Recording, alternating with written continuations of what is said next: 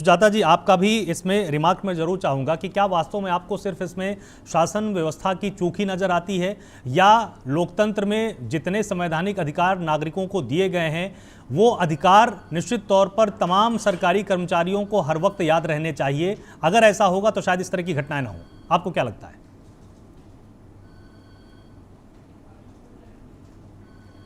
आपका फोन शायद म्यूट है।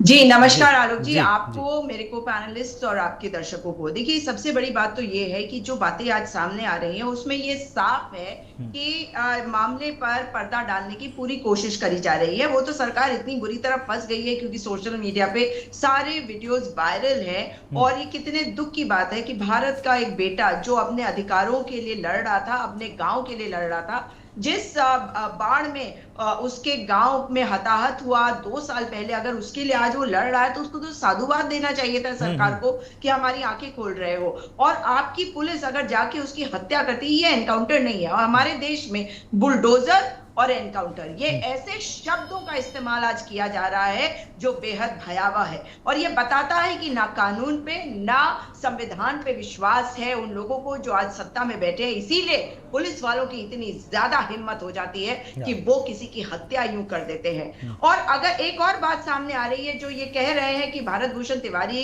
की मानसिक स्थिति ठीक नहीं थी। अगर मानसिक स्थिति ठीक नहीं थी तो कानून क्या कहता है ये भी तो देखिए। अगर किसी की मानसिक स्थिति ठीक नहीं होती तो उसे आप सजा तक नहीं दे सकते उस तरह की कि उसको फांसी पे नहीं लटका सकते। ऐसे प्रावधान हमारे कानून में है।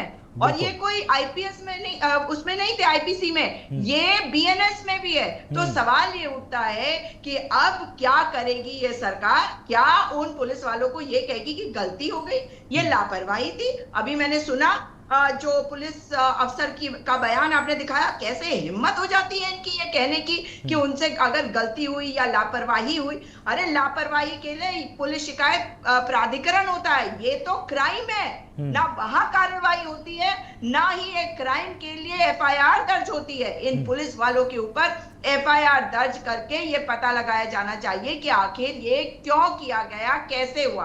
और वीडियो अगर आप देखते हैं तो एक वीडियो नहीं, मैंने तो एक और वीडियो देखा सोशल मीडिया पे आजकल, क्योंकि तथ्य पूरे पक्के नहीं करूं तो आप दिखा भी नहीं सकते, आप बोलना भी नहीं चाहिए। लेकिन अगर उन वीडियोस को देखा जाए तो ये बात बिल्कुल सच हो जाती है कि उसने ना केवल अपनी बंदूक दे दी थी मगर उसे घसीट कर ले जाया जा रहा था। अगर घसीट के ले जाया जा रहा था तब ऐसा कैसे हो गया कि गोली मार दी गई? एक और बात आपको याद करा दूं, जब इससे भी पहले पुलिस वाले भारत भूषण तिवारी के घर गए थे तब भी उसके हाथ में बंदूक था, तब आपने वो बंदूक क्यों नहीं ले ली?